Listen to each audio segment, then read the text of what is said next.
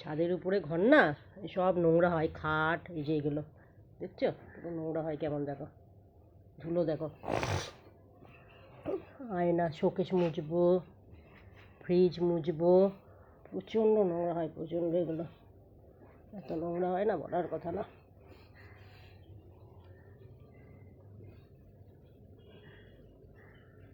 ভীষণ নোংরা হয়, শুধু শুধুই মুছছি, কোনো যে দিচ্ছি না, জল টল দিচ্ছি না।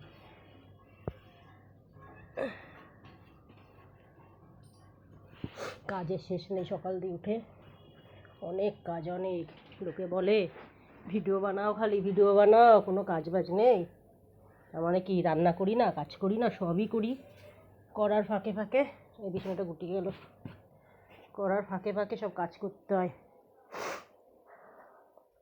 এই দেখো ফ্রিজের ওপরে দেখো কত ধুলো পড়েছে, দেখো এই দেখো, দেখছো, দেখো করবো আমি 2-1 দিন পর পরই এগুলো মুছি। দেখো ধুলো, দেখো দেখছো, 2-1 দিন পরে পরেই মুছতে